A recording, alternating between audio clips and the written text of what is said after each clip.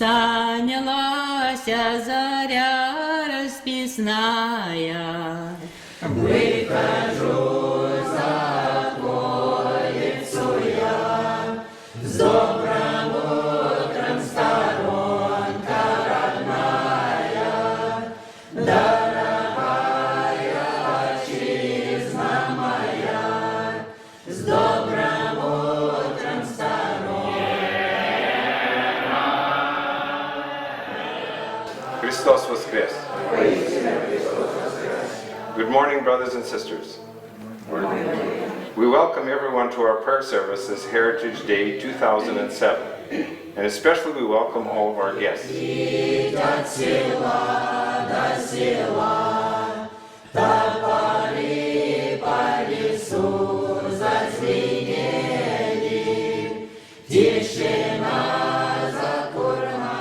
The Dukhobors originated in the south of the Russian Empire in the late 17th century and early 18th century. They rejected the Orthodox Church, the worship of icons, the priesthood, and the sacraments and religious dogma of the Orthodox Church in favor of a more simpler, individual-based religion. The Dukhobor pacifist beliefs reached a pinnacle in 1895 when, on June 29th, which was St. Peter's Day, celebrated by both Russian Orthodox and the Dukhobors in Russia, they gathered together all their firearms and weapons of violence and destruction, heaped them onto bonfires fueled with kerosene, and burned their arms. This was a seminal event in Dukhobor history and was known as the burning of arms. The persecutions that followed the burning of arms following 1895 soon caught international attention thanks to the likes of Russian novelist Leo Tolstoy, who published information about the burning of arms and the persecution of the Dukhobors to the international community. By 1899, the situation of the Dukhobors in Russia had become untenable, and thanks to the efforts of Leo Tolstoy, who through the promotion and sales of his book Resurrection, as well as the Friends, or Quakers, in England and America, helped finance the mass immigration of 7,500 Dukhobors from Russia to what was then the northwest territories of Canada. It was the single largest mass immigration in Canadian history at that time. Leo Tolstoy was negotiating with the Quakers. The Quakers were in touch with the British government. The Britannia was ruling the waves at that time. Canada was a colony that they were trying to build up and inhabit. They were not exempt from military training in Russia. So they thought the next best thing would be to leave. But there was nobody offering them a place until, Canada offered a place where they needed strong shoulders to work the land, and to our good fortune that this happened 100 years ago. We are very, very fortunate to be in this country. But this year, because we were lucky enough to have the guitar, we are expecting tons and tons of people, so we are baking tons and tons of bread, which is also one of our major fundraisers. And this guitar is made up of pieces from every territory and province in Canada. They asked us for a piece of the Dukhobor elevator in Veregin here that was actually built by the Dukhobors, and that's why we're getting the guitar, is because of that piece of the elevator. The pieces from the grain elevator ended up in two spots. One is right here on the rosette, and this sort of orangey piece here is from the grain elevator. And then it's also, if you look on the back, all of this here is Louis Riel's schoolhouse. The two dark strips, two on the outside, are from a door frame from the center block of Parliament in Ottawa. And then the piece from the grain elevator is the very, very center strip that runs up the middle of the guitar. The goals of the project are really to get people to think about Canadian history and to know more, to see the connections between us, to use music as a vehicle for talking about history.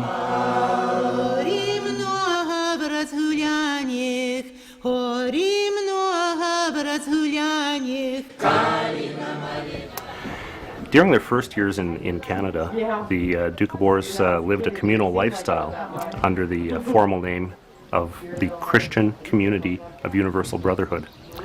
They established over 60 communal villages. They lived, prayed, and worked in these villages in a communal fashion. The main settlement is actually about 12 miles north of here. That's where the village of Otradnaya developed and grew up. And one of the first things was they built this a prayer home and a Peter Veregin, a residence similar to this. But that was even larger and more beautiful, you see. That was built about 1902 or so. Following the death of the last hereditary Dukhobor leader in 1887, Peter Lordly Veregin was proclaimed the leader by a majority of the Dukhobors living in the Caucasus.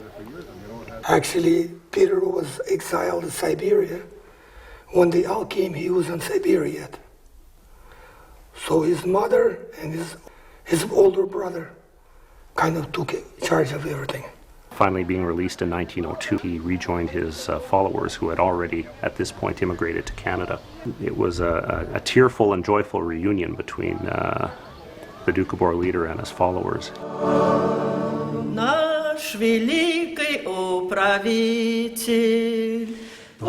He was an extremely well-educated man among the Dukhobors, who at that time were primarily illiterate. He was also a man of great charisma and was able to fill a whole room or a whole area with his voice and his presence. And it was that charisma which carried over following his arrival in Canada in 1902. The tradition of having a residence and administrative center for Dukhobor leaders is a tradition that stems back to the Caucasus, and throughout the 19th century it was known as the Sirotsky Dom, or Orphans' Home. It was a place where orphans and people of little means were housed within the Dukhobor community. The original residence in Otradnaya is built in 1906. It lasted until 1916 when it was unfortunately burnt down as a result of arson. It was after the burning of that original residence that in 1917 efforts were made to rebuild residence for Peter Veregin here at its present location in Veregin. This Veregin home has been built after the original one that burned down, and so this prayer home was built on this site. They chose Veregin because Veregin was closer than the old original site to the railway. The design of most of these buildings can be traced back to Russia, and you can find these designs in buildings there with the wraparound verandas and the decorative pieces on there. In Veregin, the two-story building is a remarkable construction, partly for the care that went into making the metal fretwork. The metalwork, the metal arches around the balconies themselves, the wooden structure itself is very, very plain but very beautiful in its simplicity. And then the metalwork and the decorative stuff on this building was done by John McQuinnan. Veregin here, where the house is built, was where the administration was all run from for the CCUB community. It was communal living at that time, so he was more or less the overseer of the whole community in Saskatchewan and in BC at that time. So whenever he was in this area, this is his residence. The room that we're in now is the original room where Peter Veregin or his son or some guests, whenever they came over, they slept. This would be the original bedding and bed of Peter Veregin, and the carpet hanging on the wall here is usually they hung on the wall because the walls were cold in wintertime, and if you leaned up against the wall, it'd be cold this way. You leaned up against the carpet, it was kind of protect yourself from freezing your body against it.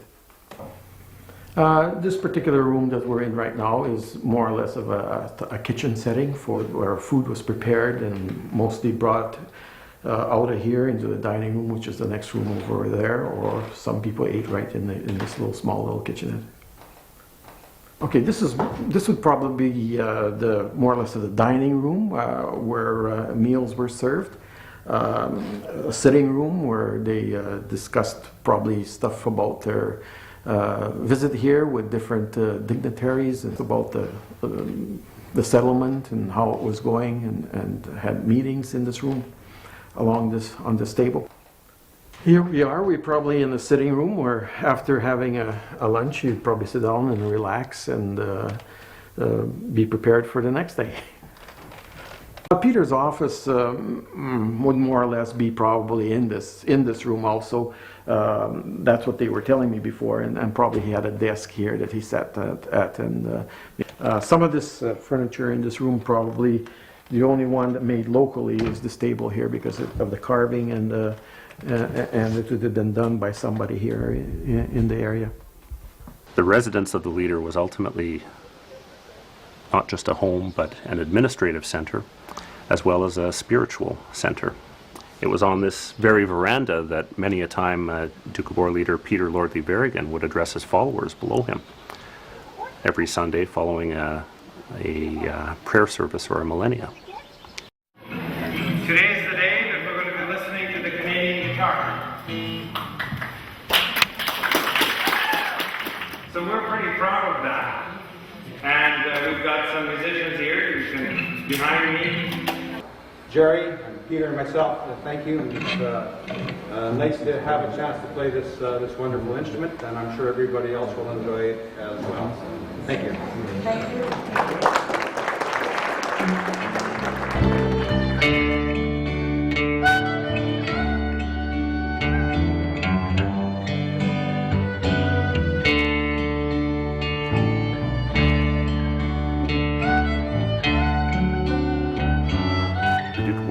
Being of peasant stock, were primarily an illiterate people. Singing became a primary form of expression within the Dukhobor culture. Men used to sing as they worked, and women got together as a group. They'd be sitting knitting or, getting some handwork done, and they'd sing. Some of the hymns have beautiful, beautiful sentences in them that really hit home when it comes to living a simple life. It tells you. So if you learn it by heart, it's with you all the time, you can sing it to yourself, and it sort of gives you encouragement.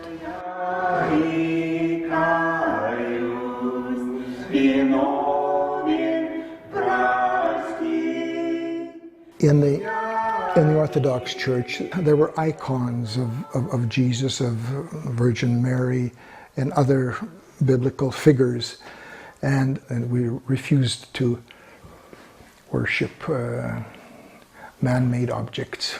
We celebrated the Tolstoy statue, but Dukhobor people are not statue people. But because he did so much, that's why we feel it's a good idea to honor him.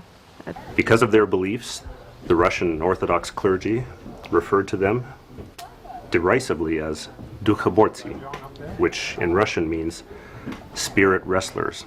The Dukhobors, in their characteristic fashion, took that label and adopted it, changing its meaning to refer to those who worship for and with the Spirit of God. We have just lay people. There is no priest or no minister or no reverend. It's just a person who is able and volunteers to do so. We say prayers, we sing hymns, and that's the way our funerals are carried out. We are now on the main floor of our prayer home.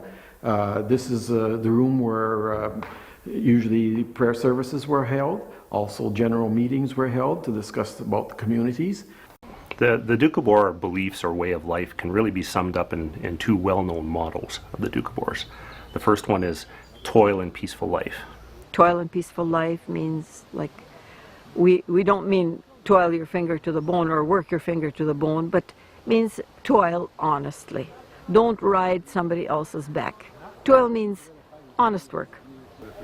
The second motto, which is the welfare of the world is not worth the life of a single child, really underscores the pacifist beliefs of the Dukhobors. And that is that regardless of the ends, violence, warfare, and killing are under no circumstances acceptable.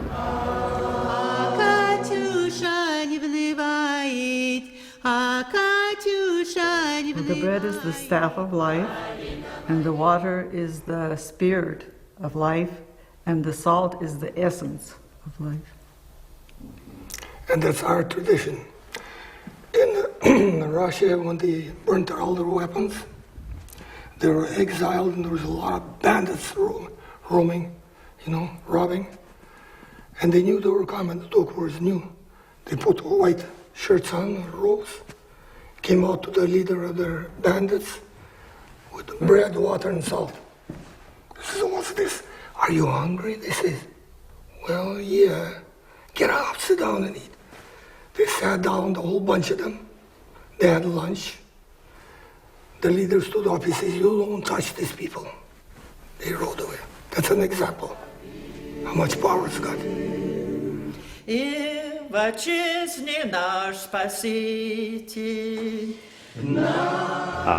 Prior to the 1890s in Russia, the Dukhobors were meat eaters. It was only in the late 1800s, under the influence of Russian novelist Leo Tolstoy, that they began to consider their treatment of animals and arrived at the conclusion that it was a sin to eat the flesh of an animal. I never tasted meat till I was 20 years of age, till I met her. And eventually I got to like her and went on a wiener roast. I ate one wiener the first time, one. And I thought that it changed my life altogether. Early in the morning, this morning, I jumped out and looked in the mirror. Nothing changed. Heritage Day celebrations at the Dukhobor Heritage Village are times when anyone and everyone is welcome to come and celebrate the history of not only that site and the buildings, but the accomplishments of the people. And one of the celebrations that we went to on one of the Heritage Days had a reenactment of pulling of a plow by the Dukhobor women. They collaborated as they did on almost everything in terms of the work that had to be done. And at the Heritage Day ceremonies, they celebrate this collaborative effort, and the ladies dress up in their historic dress. Everybody celebrates by reenacting the pulling of the plow. The Dukhobors lived a communal lifestyle. All property was owned in common. All agricultural work, the clearing of fields, the cultivation and harvest, was all done jointly as a community. All profits were pooled in a common treasury. In exchange, everybody was cared for, and the wealth was distributed at a communal level. Gardens and fields were outside, and you've probably seen lots of pictures of them. It's just one alleyway, one long main street. And there were houses on each side and gardens and barns at the back. Well, the barns were generally communal, but each one had their own individual little garden and their own home. The Dukhobor women were together. They were in the community. Their homes were side by side. If one was ill and the children were, they were looked after. And they weren't lonely. This is a museum setting now, but on these very grounds, this was called melnitsa, which is Russian word for the mill. They brought in grain. They ground into flour. They had a brick factory here. There were stables, blacksmith shops, carpenter shops. There were bathhouses. There were residences here. It was in 1907 that the Dukhobor community was split apart between those known as the independent Dukhobors, who favored a more individualistic lifestyle, who rejected the leadership of the Dukhobor leader, Peter Lordly Veregin, and his communal vision in favor of the ownership of individual homesteads. The majority of independent Dukhobors continue to maintain their Dukhobor faith. They kept their language and their culture, but chose a different way of life, similar to that of other Canadians. In the decade that followed 1907, the majority of the communal Dukhobors resettled to British Columbia. Following the death of Peter Lordly Veregin in 1924, however, without his strong leadership to guide the organization, the community did go into decline. Combined with that, you had the Great Depression, which affected everybody in the 30s, to result in a significant debt, which was acted upon with the foreclosure by the Sun Life Company of the Christian Community of Universal Brotherhood. The CCUB as we knew it ceased to exist. That those belonging to the communal way of life became themselves independent Dukhobors, often buying out former community lands and living in farming like independent Dukhobors.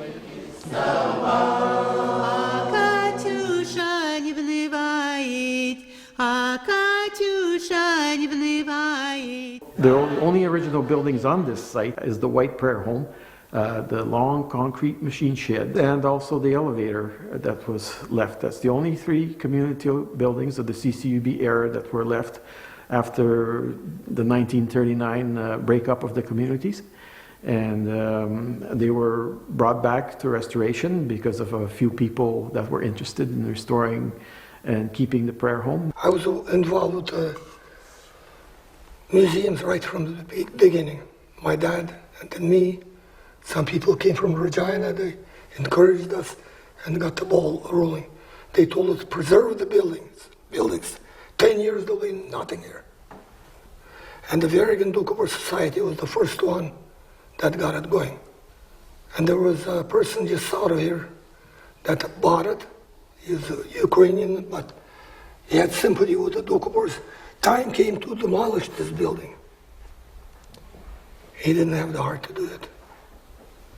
So he notified the Dukhobor Society, please buy it, take it back, preserve it. At that time, that was in 1940s. It's designated as a Saskatchewan Provincial Heritage Site, and just last year declared as a National Historical Site by Parks Canada. On an average year, we get around 3,500 people during the summer. Dukhobor societies are still allowed to use it. They do have usually monthly services here in the summer months, but it's a museum, and we try to keep it as a museum. I really find it interesting how we have like a whole recreation of his house, and it's got all kinds of like real Russian stuff and like old clothes, and my grandma would walk me through like the whole village and point stuff out to me and be like, oh, they used to use this for this, or this crate is all they used to be able to bring out. And I really thought it was interesting how not only could I see all this stuff, but she could tell me like little stories that she knew about everything. So I found that really cool. That brick building came from a village north of Arran, Saskatchewan, and it was moved here. And the brick building is typical of a building that you would find in any Dukhobor village. It is also a prayer home, and it's similar to every one village had one like that, and they use it as a worship area. The one part is the worship area, and the back part of that prayer home, again, you would find a room there that they used for Veregin whenever he was in the area. It's important to restore these buildings because they are of heritage of our ancestry, and these are original, so you want to restore original buildings. One of the issues that faced the community and the province, because this is a provincially designated structure, is how to upgrade certain aspects of it from a safety perspective while retaining the original historic fabric of the building. And the Dukhobor Prayer Home, like many buildings that are of the historic era, really don't meet modern fire code standards. And the balconies are the means of getting out of the building, down the stairs, and away from the structure in case of fire. And the objective was to buy enough time for anyone who's in the building to get safely out. And to do that, the fire commissioner and the consultant architects embedded a sprinkler system in the stud cavities of the walls so that it became like a water curtain and drenched the balconies. The balconies were entirely dismantled because that's where most of the weathering occurred on the building. And what that meant was taking the tongue and groove flooring up, replacing any of the joist system that had been rotted over time, redoing the post construction and the balcony railings that were deteriorated, and reassembling it all so that it looked like the original building.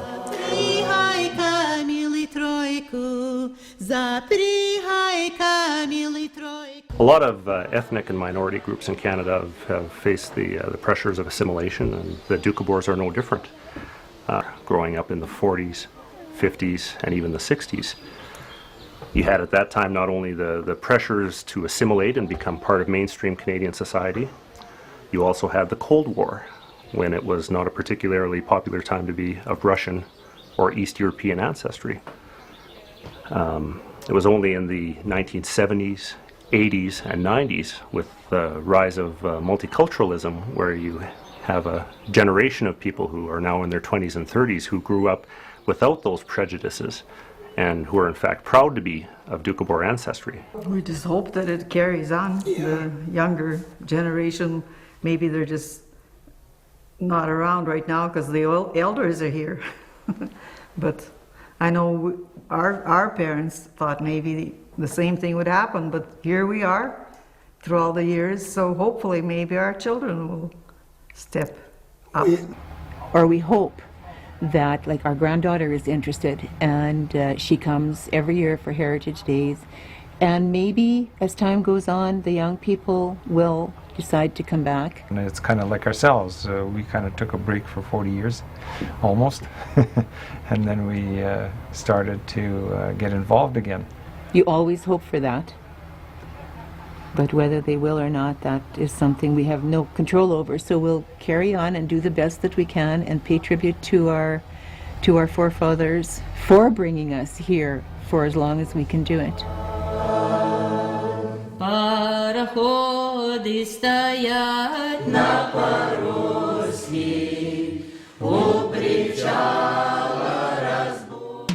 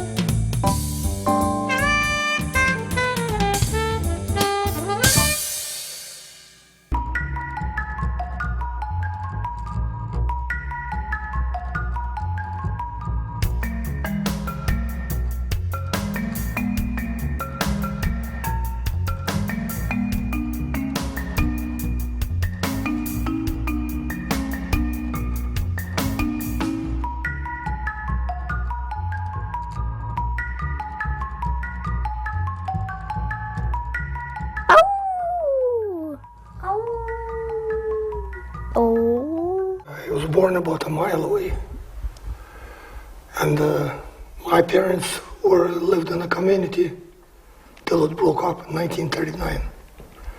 And when they came out from Russia, that's 1899, they lived all their life. And the communities were called Christian Community Universal Brotherhood. Under that banner, it's a corporation. And I was born in about 1.5 miles south of here, in Dukhobor village. We had the individual, like each family had prayers in the morning, especially on Sundays. Each one of us had to say a prayer. And then we'd start with pirogi, pierogi, fresh bread, and all kind of stuff, goodies for breakfast. I was born and I was raised with parents and 2 brothers, a sister, mom and dad, a grandma and a grandpa, and a great-grandpa and great-grandma. So you lived in kind of a communal situation? Well, no, not really. Just that was, we all lived together. That was the way people lived in those days. Your grandparents, and if you were fortunate enough to have great grandparents, they lived in the same house. Well, not in the same house, but in the same yard. Mm-hmm. My great grandparents had their own little private house. Was this in like, where did you say, Mikado? By Mikado, yes. And was that like one of the villages that we see pictures of where there's houses? No, I was born on a farm. I wasn't born in the village, no. I am also of Russian ancestry, and I've took an interest in the restoration projects here, and I've been working here at the museum, probably since 1979, and looked after it, and I'm still here to this present day and still looking after the museum. I'm kind of called the manager and do all the trades and everything here at the site. That brick building came from a village north of Aaron, Saskatchewan, and it was moved here by a local contractor, and we had him move it in, and we started then the restoration on it, and it's restored to the present situation as it is today. So how far did it have to come? I'm quite not sure what the mileage is, but it's quite a distance. Roughly, probably, I'm saying 100 miles or so.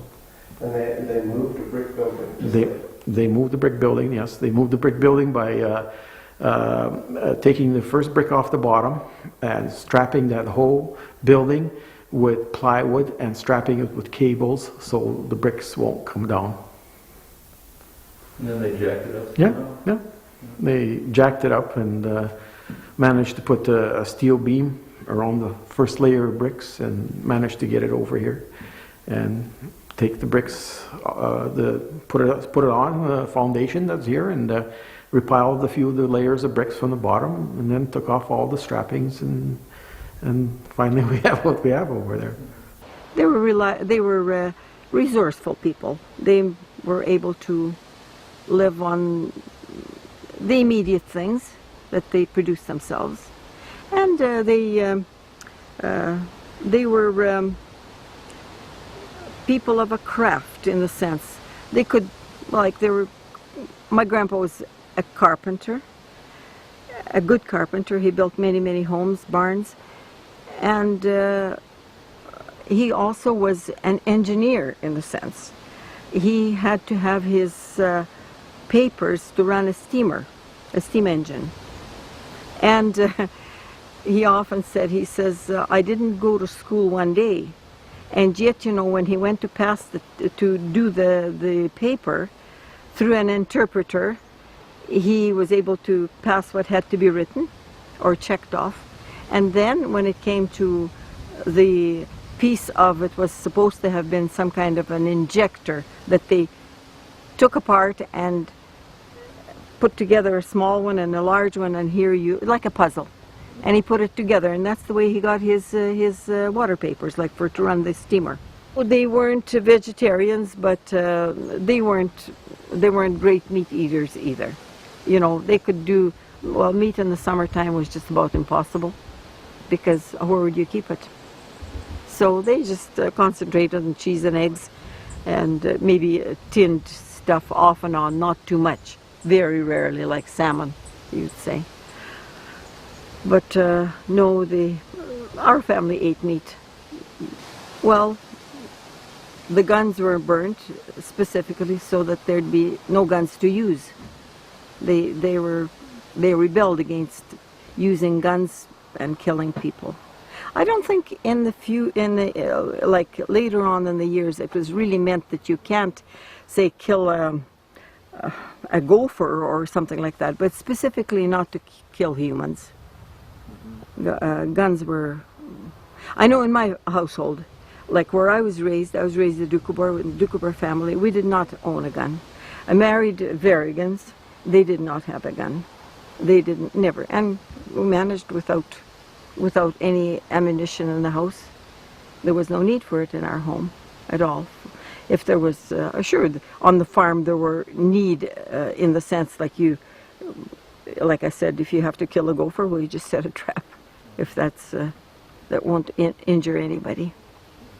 And really, singing somehow, men used to sing as they worked. And women got together as a group. They'd be sitting knitting or, getting some handwork done, and they'd sing. It's a pastime, and it still is in the sense. A lot of times the Dukhobor people get together and they, would visit even today. And we know that there are people that sing well. Well, they just maybe start up not so much a hymn, but maybe a song. Something peppy, something with a bit of romance in it, and that. It's interesting. There are some great songs written and nice tunes. The harmony, of course, that's one thing. Often we're told, learn the singing by heart. You don't have to carry a book, and you don't need an organ.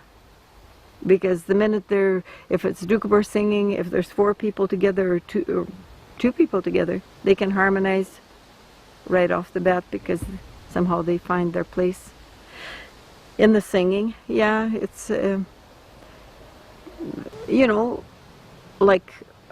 I just wished that the media did not pool the Sons of Freedoms and the peace-loving Dukhobors together. They were all under one tent, one roof. But that wasn't so, because the Dukhobors in this area and even in British Columbia, the ones that were not radical, it was hurtful for them to be put under the same name.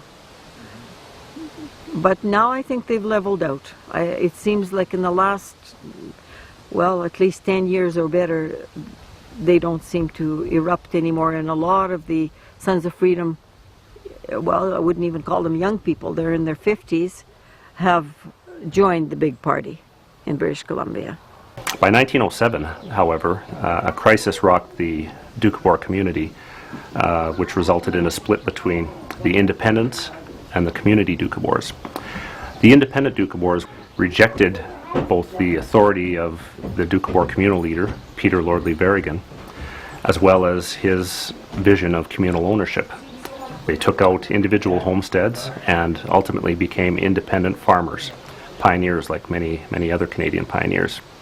The vast majority of Dukhobors, however, remained loyal to Peter Lordley Veregin, his communal ideals, and remained within the Christian Community of Universal Brotherhood, which was the official name of the Dukhobor communal structure. In the decade that followed 1907, the majority of the community Dukhobors resettled to British Columbia, to the Kootenay and the Grand Forks areas, where many still reside today. Vegetarianism has long been considered one of the mainstays of communal Dukhobor culture. Now, it's not a particularly old phenomenon. Prior to the 1890s in Russia, the Dukhobors were meat eaters. It was only in the late 1800s, under the influence of Russian novelist Leo Tolstoy, that they began to consider their treatment of animals and arrived at the conclusion that it was a sin to eat the flesh of an animal. Vegetarianism continued as part of the Dukhobor culture among the Dukhobor community, or Christian Community of Universal Brotherhood, in Canada well through the 1930s until its decline. In fact, there continue to be a number of Dukhobors who descend from the original community who continue to be vegetarians today. The independent Dukhobors, after leaving the community, in most cases, resumed eating meat after leaving the community. Stories was that, of course, because the Dukhobors believe in thou shalt not kill, it means not only people, it means animals. And in this particular village, they were very, very badly infested with gophers. So they had the children trap them, and then they took them and they walked them across the creek and let them go. And that was the job that the children had. And one of the other things that the children did was they gathered eggs because there was so much waterfowl around the lake. They would rob a few eggs out of each nest, not all of them, just a few, and they would take them to town and sell them. Now, we don't know if it was spending money for the children or if actually that money went into the coffers of the village. I would expect a little bit of it stayed for the kids, maybe for ice cream or something like that. That was two of the stories that we had heard on our last tour. When they first came to this country, they of course really had nothing. So they had to, the men of course had to go out to work. They worked locally, and they also worked wherever they could get a job. They worked on a lot of road beds, railroad beds, and also in construction, where they hired and did contracts to make buildings. Not only in Yorkton or around here, but you know, wherever they were hired. So it was when they built the railroad coming from out of Yorkton into Kenora, they actually took a contract out, and the CN was very happy to get the Dukhobors to do it because they knew that it was a good supply of labor and they were good workers, and so that they were able to get the job done. Because you come to just a virgin territory like this where there's nothing but trees and grass and snow in the wintertime. There's not too much shelter. So they spent there's along the I think it's the white sand, on the banks of the White Sand River, that to this day you can see the dugouts, the caves that they had dug out, excavated into the hillside, and that way, I mean, you have your automatic floor, you have your 3 sides at least, and then just to put a little shelter up on top, and you have a residence that you're sheltered from in the wintertime. And while they lived there, then about a mile across, that's where the village of Atradne had developed, grew up. And they one of the first things was they built this a prayer home and Peter Veregin, a residence similar to this. Just kind of a little interesting story. I mentioned earlier about these caves on the hillside of the White Sand River. They had some groups that spent, after they moved to Canada, some were in immigration halls in Winnipeg, others were in Brandon. They had, I suppose, just like holding pens or something. Well, immigration halls where hundreds could stay in. There was, I believe there was even one in Dauphin and Yorkton. Yorkton had a center where they were able to put up these immigrants. And when the time came out to come out here, of course they just have the shirt on their back with some trunks. Maybe just had a bundle of their belongings tied in a blanket or something. This is all right. Tomorrow you're being sent to your location, to the designated area to where you're going to be. So, all right, tomorrow came, and there were several wagons driven by natives. So, our people didn't know English, they didn't know the Soto language of the native Indian, But then through sign language, all right, you get your stuff on that wagon and you're going out. Well, all right, that's what we got to do. That's what we got to do. So they journeyed from Yorkton across country, and they got to the destination on this riverbank. And the women, some of the older people would maybe ride on the wagons. The younger people, the men, they walked their way. And when they got to the spot to be on, they saw, they said, oh, it was a universal language. You know, get off. You know, this is the end of the line. You see, and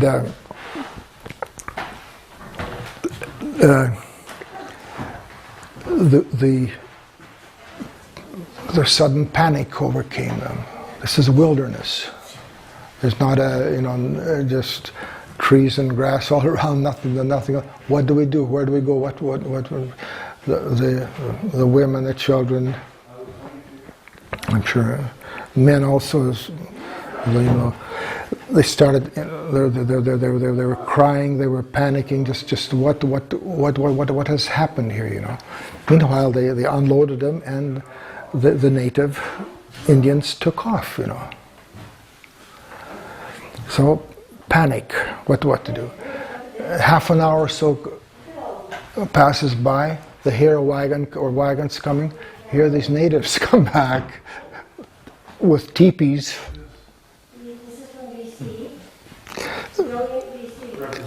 They set up teepees, they had robes, buffalo hides and such that they were able to place on the ground to sleep on, and on later day they even allowed our people to borrow their horses, borrow their wagons and such for. So it was kind of a happy outcome.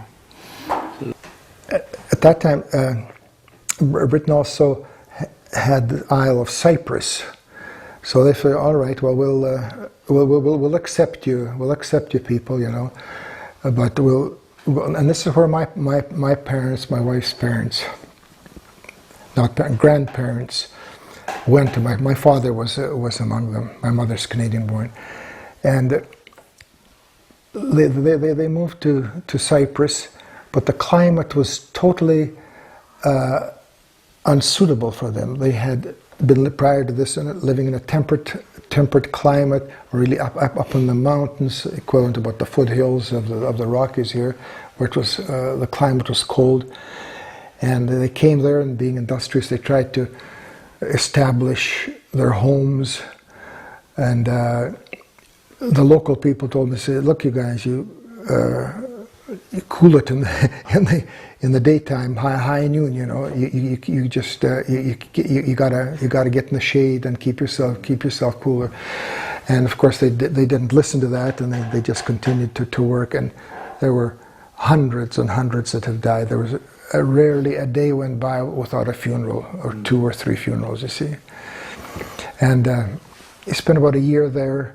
And that's when the negotiations were made with the Canadian government, and they said, "Hey, we need farmers out here. We'll take them." And that's when they gave us this reserve of land.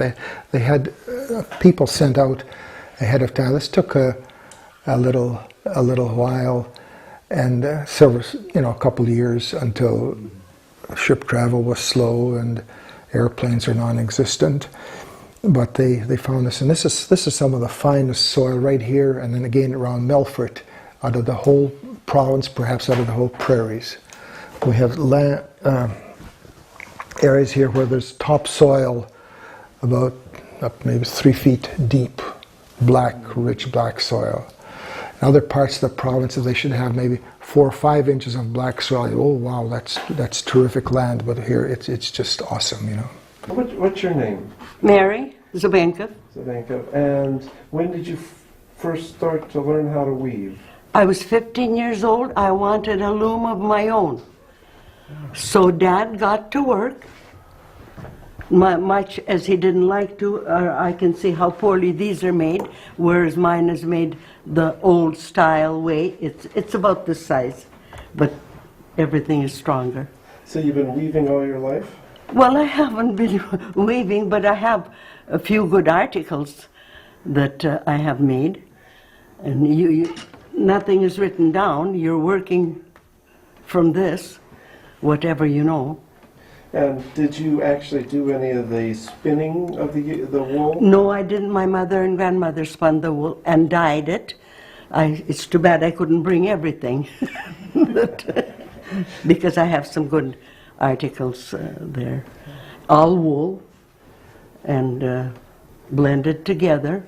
And some, of course, are just, well, this is weak to me. I like to have it where the strings are very tight. Then you're hitting this, and this is a better weave. This is loose. Is there a traditional pattern that the Dukhobors like to do? Or? Well, this is what they call the herringbone, and you need the 4 feet to use that. But if you're just using 2, it's much easier to work with, because it's 1 foot, 2nd foot, and you know the other, this one now. Show us that foot down there. Okay, you got 2 feet here. Push, yeah. First, your left foot goes, then the right foot goes. But each time you're putting your threads through, like this. That's great. So, what colors do people prefer? Were there lots of different colors? Christy, where's that rug? Where's your rug? Oh, it's right there, Richard. Can you give me that? That's an all wool one.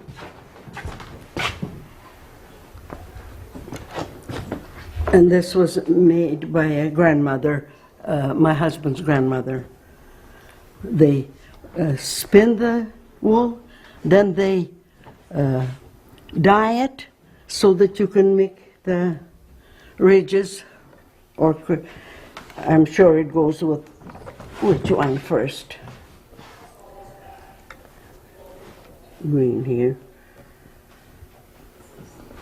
Let's see if we have another.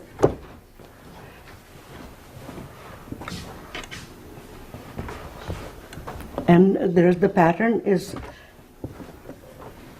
started, and the colors that are on there start over again. It's like it seems complicated, but it really isn't.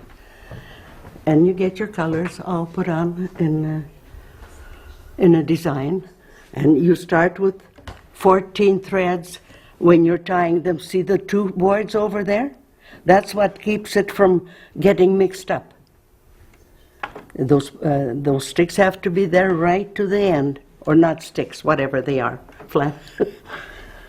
So, in the old days, way before your time, did most of the women weave, do you think? Oh, pretty well, yes. That was their job.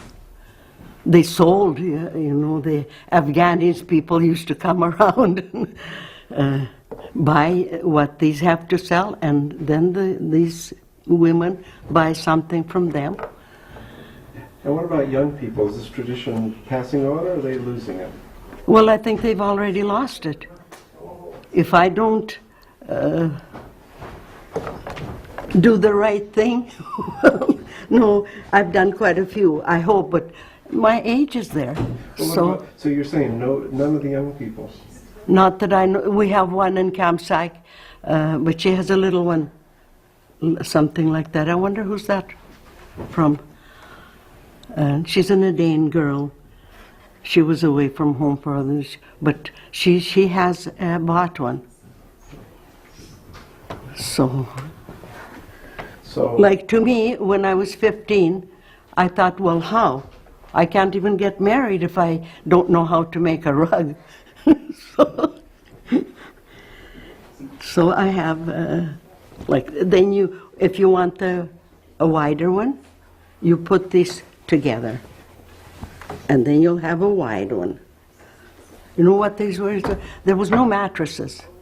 See, so these things were made from the rags, and this was put on the springs on top so that the springs don't mark up the good stuff, but only what's left over, then it goes into little rugs.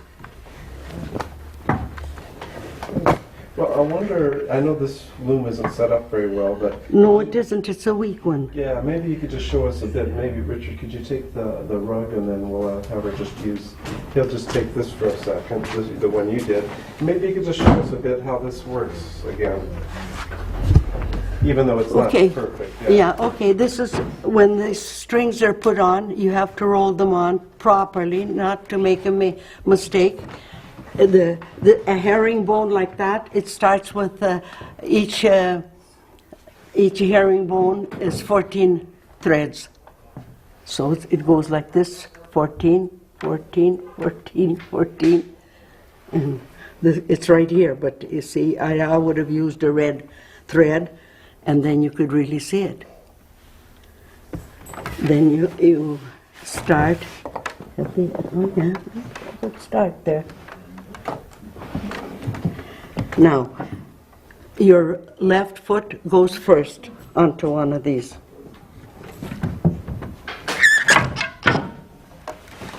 Okay, usually you help out.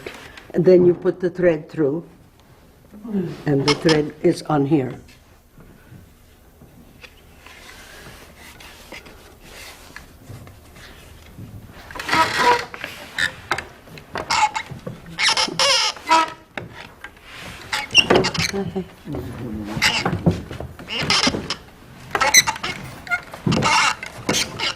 Why is it crooked? I'd like to know.